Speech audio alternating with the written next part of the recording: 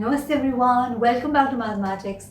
आई am Stuti और आज हम पढ़ रहे हैं class 9 maths chapter 2 polynomials exercise 2.3 का क्वेश्चन नंबर 5 का लास्ट पार्ट। ये बहुत आसान क्वेश्चन है, this is very easy question. तो देखो, ये जो क्वेश्चन है ना, इसके पहले के सारे क्वेश्चन हम लोग कर चुके हैं। अगर आपको उनमें कोई भी प्रॉब्लम या डाउट है तो आप जाके वीडियो देख सकते हैं and I can promise that आपको समझ में ज़रूर आएगा। ठीक है, तो इसको देखते हैं।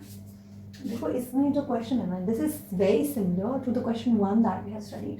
इसमें आपको इतना मालूम कैसे पड़ेगा कि हमें वो क्या करना है। देखो, अगर आपको लग रहा है कि भाई ये कुछ कॉमन आ सकता है, आप देख के जान जाओगे। जैसे मुझे दिख रहा है यहाँ पे कि माइनस माइनस लगा है, प्लस प्लस है, 2 1 है, यहाँ पे भी 2 1 है और कुछ कॉमन आ सकता है। वहाँ पे हम सीधे कॉमन लेके फैक्टर निकाल देते हैं। लेकिन हमें जहाँ लगता है कि एलिविजिम नंबर 9 है, 5 है, 10 है, 12, 2 है, मतलब ऐसे नंबर्स में दिख रहे हैं जहाँ हमें लग रहा है कि कॉमन सीधे नहीं आ सकता या कॉमन नहीं ले सकते। वहाँ पर हम क्या करते हैं, पहले अपने लास्ट नंबर को देखते हैं। ठीक है, और फिर लास्ट नंबर को देखते हैं, वहाँ के फैक्टर निकालते हैं, फिर एक फैक्टर डाल के चेक करते हैं, फिर उस बेसिस पे आगे सॉल्व करते हैं। ठीक है, बट इस केस में हमें दिख रहा है कि भाई हम उसको और डायरेक्टली लगा सकते हैं। ठीक है, चलो देखते हैं कैसे करना है इसको। अब आप देखोगे यहाँ पे कि पर टिक डायरेक्टली आपको देखना पड़ेगा।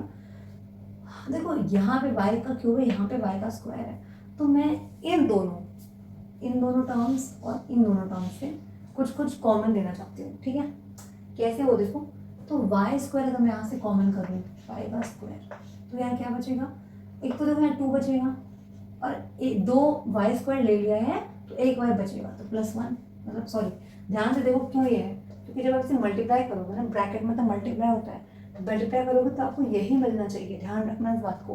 तो जब मैंने y स्क्वायर बाहर ले लिया तो यहाँ पे तो 2 बचा और y बचा, और यहाँ y स्क्वायर है तो यहाँ पे मैंने तो y स्क्वायर सब ले लिया तो 1 बचेगा, तो यहाँ 1 आ गया। अब देखो यहाँ पे, अब एक बात ध्यान रखो, हमको ऐसा कुछ करना है ताकि जो यहाँ बने वो यहाँ पे आए, मतलब आप समझ रहे हो, इसीलिए माइनस यहाँ से मैं बाहर निकालूंगी। ठीक है, माइनस कॉमन करूंगी तो -1, क्योंकि कुछ और तो कॉमन दिख नहीं रहा मुझे, तो इसे मैं -1 कॉमन कर लिया। यहाँ क्या आएगा 2y, क्योंकि -1 बाहर नहीं, 2y प्लस का 1 आ गया।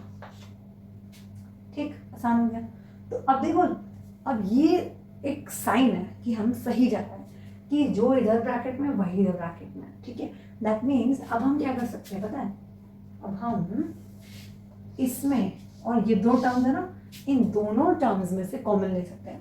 तो कॉमन ले लो, 2y + 1 कॉमन कर लो, 2y + 1 बचा क्या, y स्क्वायर माइनस का 1। ठीक है, क्या क्या, लेकिन अभी खत्म नहीं हुआ ये बात, क्योंकि आप देख रहे हो कि जो ये चीज़ लिखी हुई है ना, अभी स्क्वायर है। फैक्टर मतलब होता है कि आपकी पावर यहाँ 1 होनी चाहिए, यहाँ पे 2 है। अब आपको याद है, मैंने क्वेश्चन जो फर्स्ट पार्ट था इसका, मैंने आपको फॉर्मूला बताया था कि a² माइनस का b²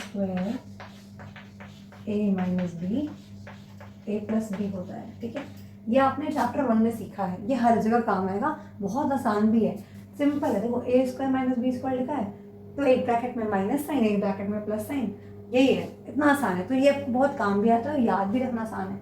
अब देखो, एक बात बताओ कि मैं क्या इसको लिख सकती हूँ 2y + 1 और y स्क्वायर माइनस का 1 स्क्वायर, क्योंकि आप जानते हो 1 है भाई, 1 को 1 से कितनी बार मल्टीप्लाई करो 1 ही रहेगा। तो मैं 1 की पावर 2 लगाई, ध्यान रखो मैंने माइनस को कुछ नहीं छेड़ा, मैंने केवल 1 की पावर 2 लगाई है।